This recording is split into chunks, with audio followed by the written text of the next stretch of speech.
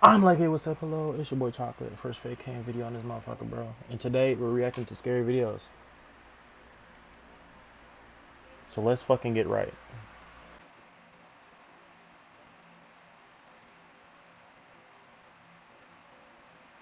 Yo!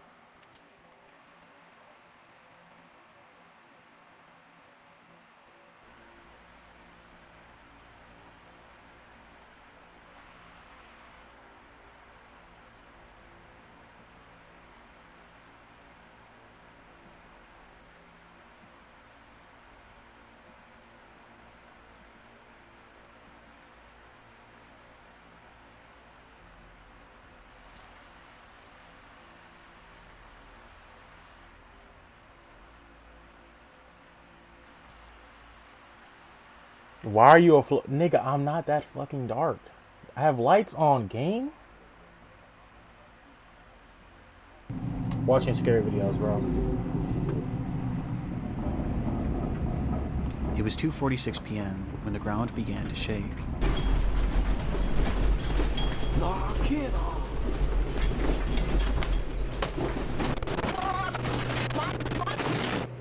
For residents of Anagawa, Japan, earthquakes were nothing new, but this one was different. This is crazy, dude. Oh god, popcorn chat. Grab your popcorn. It carried with it a violence that none of the locals had ever felt before, and by the time the shaking had stopped, everyone in the city seemed to be left in a momentary state Michael of shock. John. This was especially true for the nearly 160 Chinese workers and students that had recently moved to the area, with most having never experienced any earthquake, let alone one of this magnitude. Of these workers were a tight-knit group of 20 women. Chat, can you imagine like you going through your everyday life and all of a sudden the world just starts shaking, game? A company that sold imagine you just in the grocery store shopping and the whole earth they just frantically starts ran out of the shaking, building and stood in the street, desperately trying to figure out what to do next, unaware of the fact that the real horrors were still yet to come. No, in literally. Japan, it's not just the earthquakes you have to worry about, but the tsunamis that often follow. And usually, the bigger the earthquake, the bigger the wave. Yo. And given that Anagawa was right on the sea, and said Sato-Susan was directly on the shore why the fuck would you feel normal? line, these women were now standing directly in the path of an impending disaster. Thankfully, their boss, Mitsudo Sato, was well aware of what was to come, and quickly he yelled to the women to seek higher ground. But given their unfamiliarity with the area, Sato knew that he would have to be the one to lead them. Are you just casually in earthquakes? The group readily listened, and they quickly followed Sato as he led them up a set of stairs on a nearby hill, where they eventually reached a shrine that overlooked Anagawa and the sea.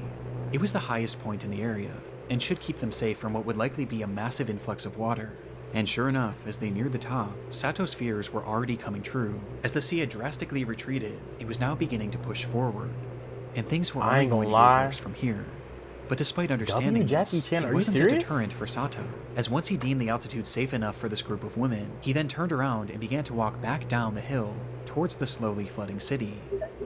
The girls yelled at him, asking where he was going, which is when he revealed that down below in his home in Anagawa were his wife and his daughter, who were now directly in the path of this unfolding disaster, and he was going to save them. The girl screamed out to him, begging him not to go, as things had already become incredibly dangerous. This nigga must but he didn't so much as turn his head as he stepped down onto the street and disappeared from their view. And it was at this time that one of those girls standing high atop the hill began to record. Yo.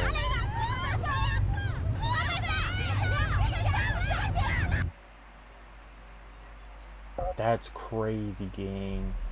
Dang. Are you serious?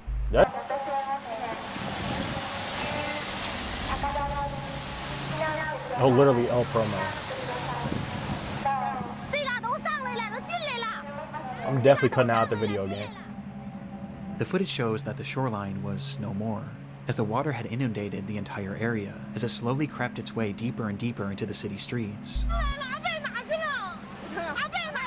No, literally W-Dad.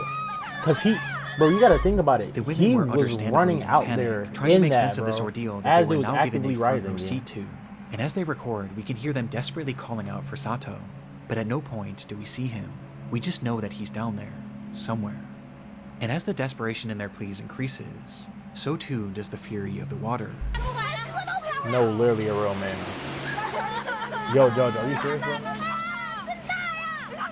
Talking about some bustle nut. You're ruining the immersion, Jojo. You're ruining the immersion. Nigga said, unlike Dragon, I'm crying.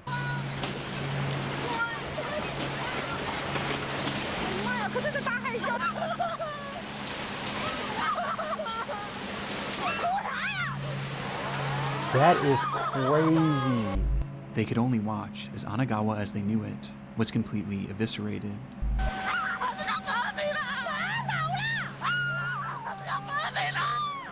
Like, imagine being in that, bro. Like, what I'm watching? I'm watching a scary video game. No, nature is crazy, gang. Like, And by this point, they realized that there was now essentially no hope. this for makes me Sato. happy. Like, the most I It was ever at this get in time my that the women shit is, realized like, that despite tornadoes, gang. already being at a considerable height, it still might not be enough. And so they ran even higher up the hill, desperately trying to get out of the path of this water.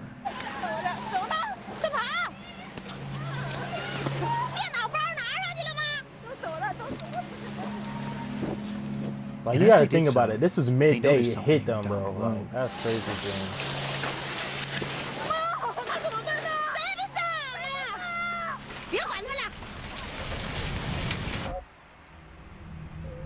Who was Standing that? on a rooftop in the middle of this massive tsunami was Mitsuro Sato.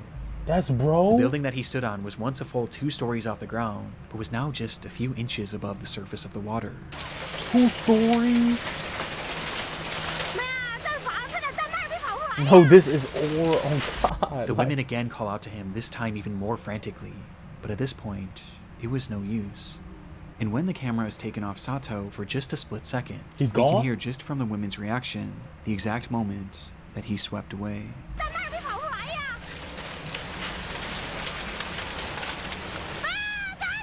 damn. RP to dad, bro. RP to dad, bro.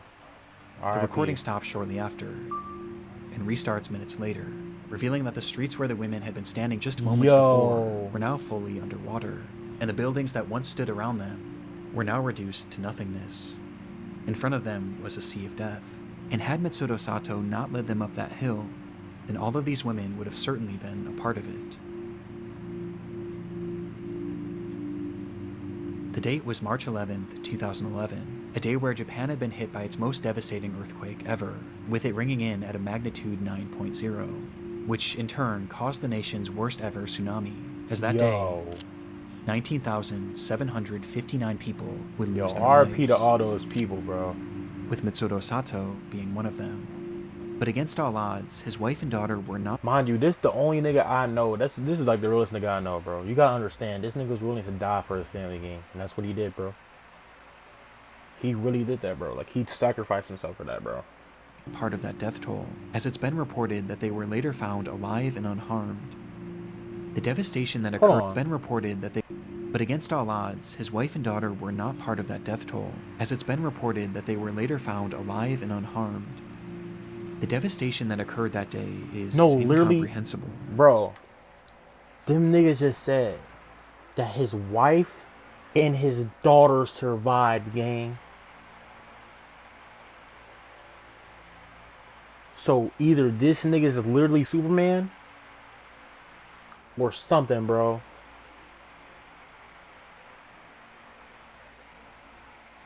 And in Japan, literally, that shit is so beautiful. And like, you got to think about it, bro. Just knowing that shit could happen anytime, bro, is crazy, bro. Like, I can never there either, bro. And all the footage of this disaster could warrant a place in this video, especially the footage of Anagawa, as you can see what it looked like before, during, and after. That is crazy, bro.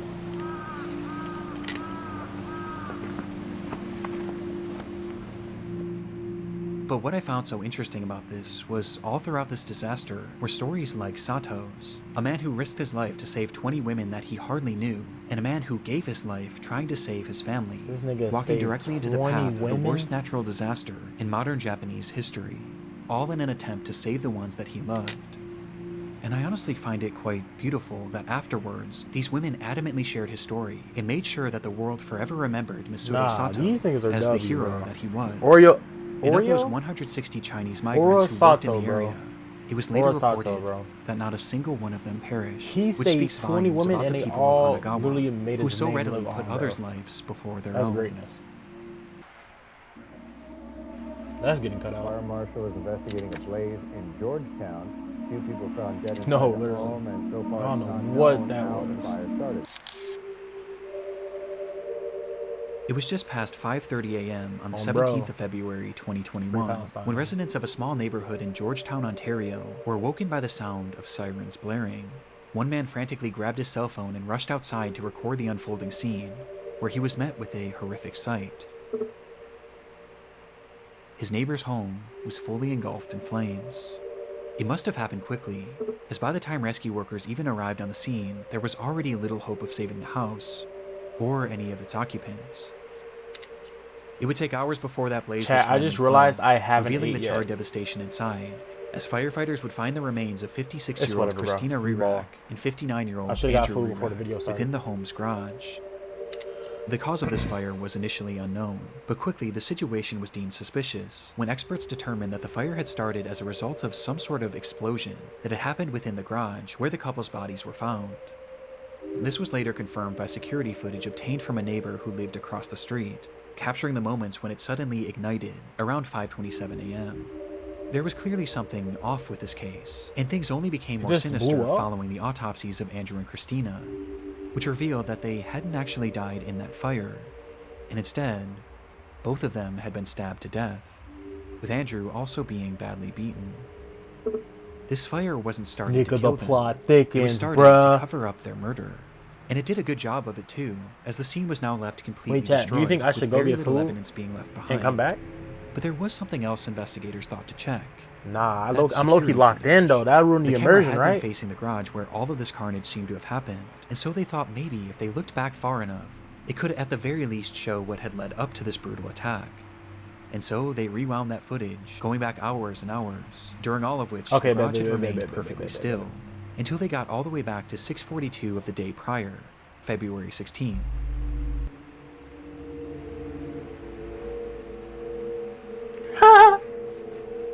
Nigga said, "Wait, boy."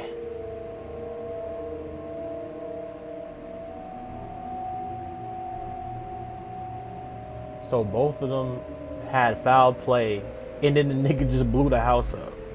The film showed the moments that the couple had arrived home together inside of Christina's car, which Andrew had been driving that night, as he pulled uneventfully into the garage.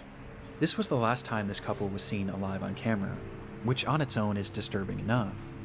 But as it turns out, there was something far more unsettling about this footage, as it revealed the fact that Christina and Andrew weren't alone.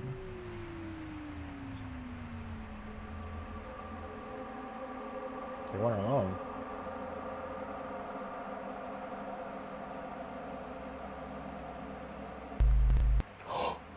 Oh, ain't no way he snuck on.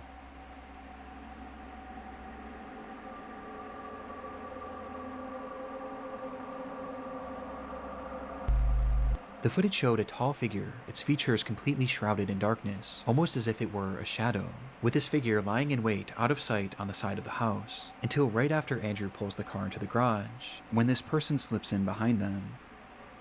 It's impossible to say for sure if the couple noticed this person or not, but it appears that they likely didn't, as they both start to exit the vehicle, to which the figure then ducks down in an attempt to avoid detection.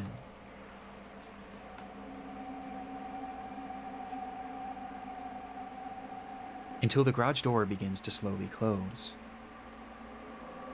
Either Christina or Andrew would make it out of that garage alive, as just seconds after this footage, they both would be brutally murdered by this unidentified person. The footage is terrifying and speaks to that innate fear in most of us, the fear of being followed, of being watched, and attacked in the moments where we least expect it. It's paranoia-inducing, and made even more off-putting by the fact that this clearly seemed to be premeditated. Whoever this was knew their schedule and had been waiting for them to arrive home in a place where they knew they wouldn't be seen. But by this point, their motivation was as unknown as their identity. The side of the house, following the discovery of this footage, bits and pieces were released to the press in order to get the public's help in identifying this unknown assailant. It represented a rare instance of a killer being clearly caught on camera right before committing a crime, But that's also what made this case so frustrating, as despite the video capturing this person, none of their features were discernible at all. Unsurprisingly, the footage didn't bring in any relevant leads, but it at the very least showed investigators that whoever this person was knew the couple, due to its obvious premeditation. Though when looking into both Andrew and Christina, it was clear that neither of them really had any enemies in their life, with the exception of one.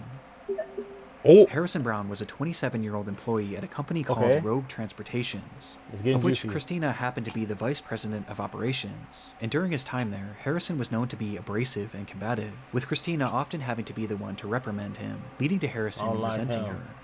It isn't This clear nigga's name how is police were Harrison tipped off Brown. about this Don't trust strained niggas working named Harrison relationship, Brown, gang. but they had somehow grown suspicious enough of Harrison to pay his home a visit, and what they found inside showed that this resentment he had towards Christina had actually morphed into a twisted obsession.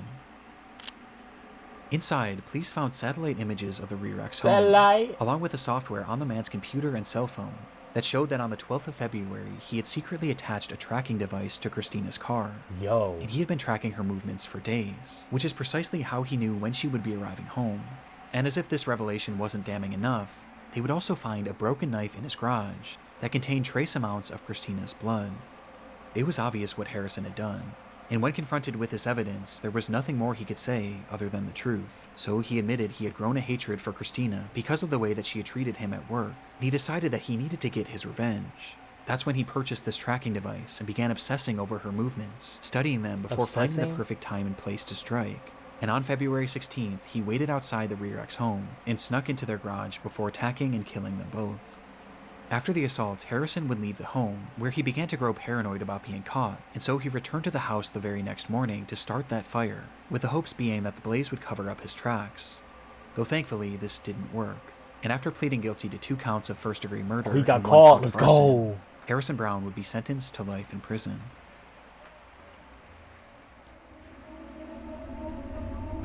All 20, OZ, roll over TC. I've got an unresponsive female. I gotta mail the car, refuse to get out.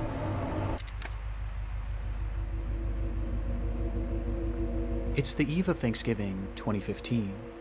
Police officer Patrick Feaster sits in his cruiser parked alongside the road in the town of Paradise, California, waiting for his first action of this uncharacteristically quiet night.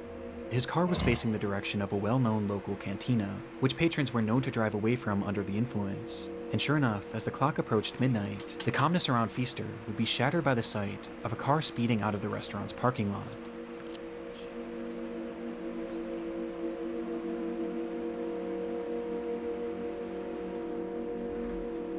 The car went unseen by Feaster's dashcam, but not by Feaster himself, as he took off, doing his best to catch up with the car that was now speeding down the road, and within a few seconds, he does. As the car slowly comes into frame for the first time, inside that vehicle was 26-year-old Andrew Thomas and his ex-wife, 23-year-old Darian happened? Aaron. Andrew had been drinking heavily that night and was well over the legal limit, with his See? driving showing as much as he failed to pull over once Feaster approached him, This is why you gotta resulting stay in a sober, police y'all. chase that would only end up lasting just a few seconds.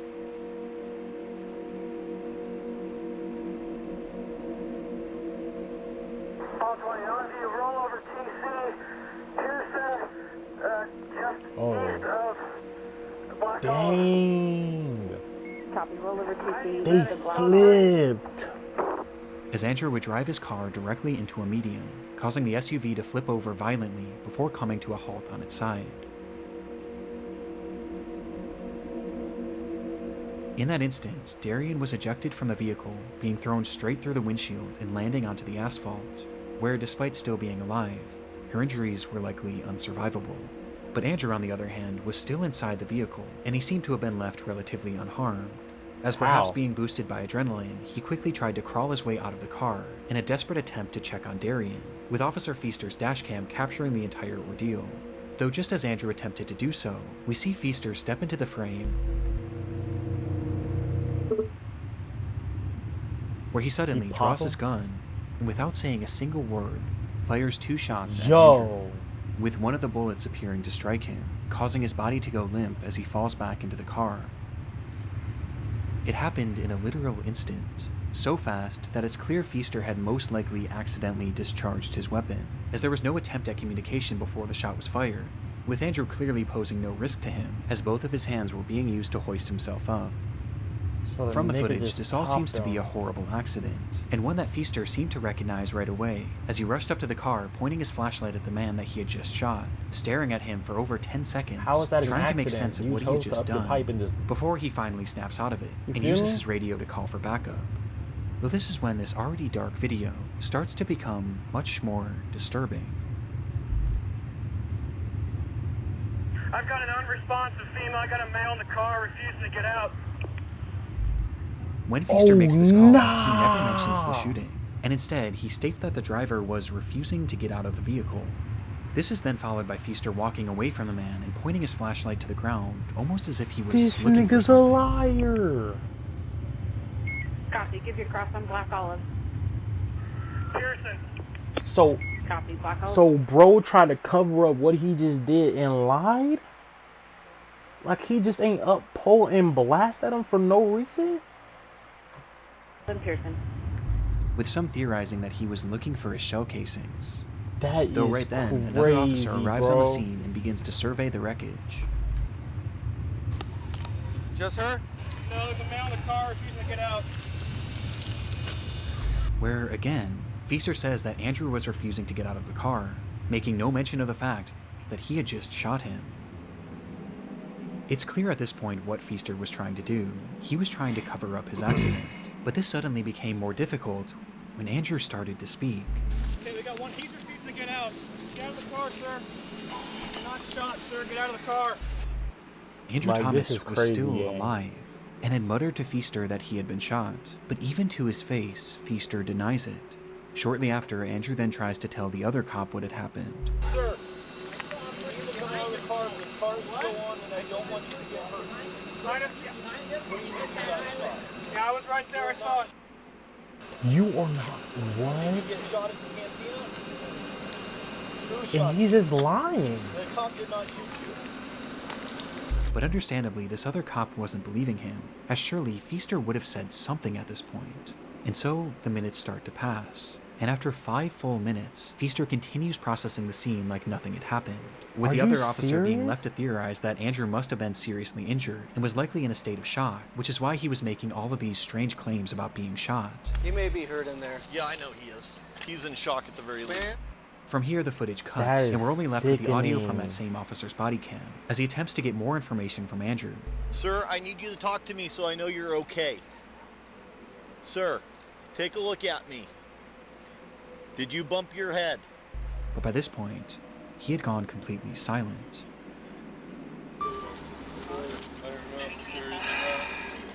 That is 10 minutes sad, later, bro. the footage then cuts back on, this time to another officer's body cam, which shows that an ambulance had now finally arrived on the scene, with medics first directing their attention to Darian, who was in the worst shape, as she would tragically be pronounced dead shortly after. R.I.P., But despite bro. all of these first responders on the scene, none of them had any idea that the man inside that vehicle had just been shot, and shot by one of their colleagues. And in these moments, Andrew was slowly losing his life as each minute passed. It would take 11 full minutes before Feaster finally 11? confessed. Sir, you hold this scene. Manny with me. We're going over to the cantina to find out if this guy... It took you 11 minutes to admit you're wrong. I wasn't even pointing at him. The gun could go off. Saying that he might have shot You the weren't man, even but he pointing at wasn't him? sure. You And might. immediately after saying this, Oh my... Are you serious? the recording is stopped, and the footage comes to an end. Sure enough, in that moment, Officer Patrick Feaster had in fact shot Andrew Thomas, with a bullet striking him directly in the neck. And the reason why he wasn't getting out of his vehicle was because that gunshot had left him fully paralyzed from the neck down. His condition was awful, and made worse by the length of time that it took for him to receive proper Yo. treatment. And despite fighting for weeks, Andrew Thomas would died? lose his life less than 1 month later R.I.P., due to bro. that gunshot wound. Afterwards, Feaster admitted that he did fire his gun, but claimed that in the moment he wasn't actually sure if he had hit Andrew. But many found this Why is hard he to believe, lying, as his gun though? clearly goes off while he's pointing it at Andrew, and he clearly gets a good view of him immediately after the fact.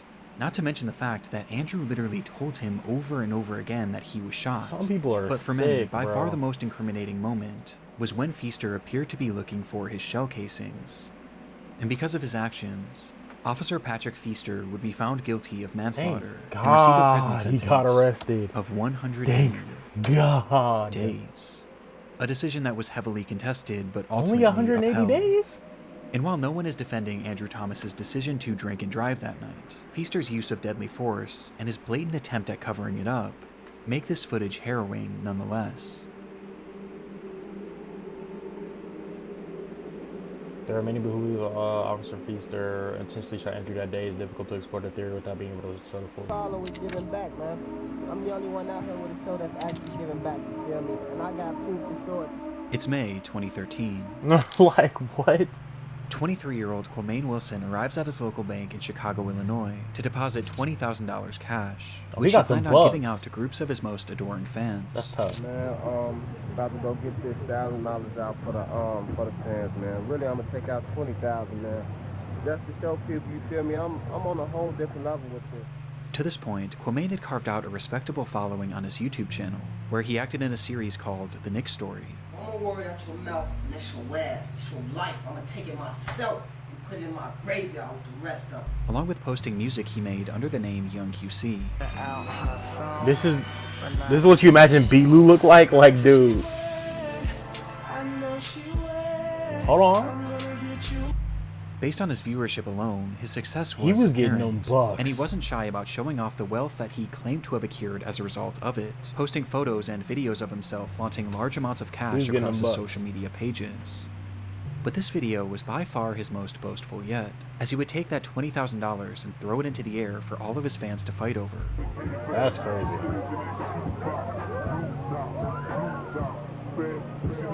With Quamaine clearly relishing in the opportunity to show off his riches, despite the fact that behind the scenes, things weren't quite as they seemed. I feel like The when truth you was, peel off Quamaine had money and actually just give it earned to your very fans little instead from of his just channel, throwing it up despite and its having them fight viewership. over it, that's With kind of this being crazy. on account of his videos containing copywritten music, and the fact that he only had a dozen or so uploads. In fact, his social media flexing had started well before he even made his first video, Oh, this dude as think he in got them reality, bucks. all of this money was coming straight from his mother, Yolanda Holmes. Having started a successful business in Chicago, Ooh. Yolanda made a great living for herself and Quamaine. And stole being her them only bucks son, from his Quamaine mom. was given just about anything he could have asked for. She would buy him designer clothes, jewelry, and even the Mustang seen in this video. But for Quamaine, it never seemed to be enough. He wanted to achieve a life of fame and riches, and he used his mother's finances to sell the illusion that he already had, asking her again and again to purchase him things that could help him sell this dream. Until one day, it all came crashing down, when Yolanda would tragically lose her life. Dang, R.I.P. Just like that, Quamaine's R.I.P. entire my support dude. system had fallen out beneath his feet, leaving him without his mother and without the provider who was funding his entire life. But strangely, this didn't seem to stop his lavish online presence. In fact, his spending only seemed to increase after this, as this footage of him giving away money to fans actually took place after the death of his mother, which became extremely After? off-putting for law enforcement, That's crazy. as Yolanda hadn't simply passed away, and instead, she had been brutally murdered. Oh. And the Quamaine plot had learned thickens. something shortly before Yolanda's passing, that not only were his mother's savings entirely willed to him, but she had also taken out 2 life insurance policies, in which he was the sole beneficiary. And despite Yolanda giving him anything that he could have asked for, it seemed that by this point, Quamaine had simply grown tired of having to ask. And so, on September 2nd, 2012, he would offer his friend Eugene Spencer $3,500 to kill his own mother. Now, chat. You gotta be one sick nigga to pay one of your mans to go kill your mom. Do you know how disgusting you have to be? Eugene accepted the offer, and that night he would travel to the apartment of Yolanda Holmes late at night, where he entered her room and shot her multiple times as she slept. At the time, her boyfriend had been sleeping next to her, and despite jumping up and doing his best to fight off the attacker, Eugene would eventually beat him unconscious before fleeing the scene. That is crazy, man. Eugene would call Quamaine immediately after the attack to tell him that the job was done, but rather than feeling any sort of guilt, Quamaine instead had no emotion, and he simply stated, "Make sure the bitch is dead." Yeah. And so this Eugene went guy's back up crazy, to that dude. unit, this time brandishing a knife, and repeatedly stabbed Yolanda until he was absolutely certain she was gone. And with that, Kwame Holmes was a rich man, and it only cost him the life of his own mother. For a moment, the crime had worked perfectly. The police were left with no concrete leads as to who might have killed Yolanda, and the public largely believed that it was her boyfriend, whom Eugene had knocked unconscious. But no one even thought to look at Kwame. And recognizing that he was in the clear, his behavior grew brazen almost immediately. Kwame Wilson lost his mother to gun violence on November 14th. My mother, she was a neighborhood woman. A guy entered her home, and murdered her, just to steal. As he went on TV to talk about his mother's murder, where he peddled the theory to the public that this was some sort of botched robbery. All the while, he showed no RP emotion. his mom, bro. He wouldn't even wait a full week before depositing the money, as he took out $90,000 within just the first few days, and immediately began showing it off to his followers. And in this footage, where he gave What away the that fuck, dude? $20,000, Like, dude, throwing it into the air just as not if it meant views, nothing bro. to him, every cent of that had come from the death of his own mother, a death in which he was entirely responsible for. It would take over a full year for Kwame and Eugene to be caught, with police largely being tipped off by his online antics. And in the end, Eugene was given a 100-year prison 100 years? sentence, Damn. while Kwame received 99 years, with his legacy now permanently defined by his creation of one of YouTube's darkest videos. Damn. That's it.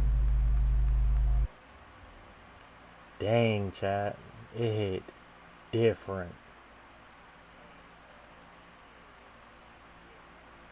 Well, guys, if you enjoyed the video, like, subscribe. More videos like this coming your way.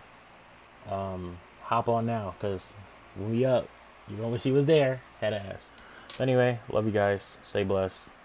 May God be with you.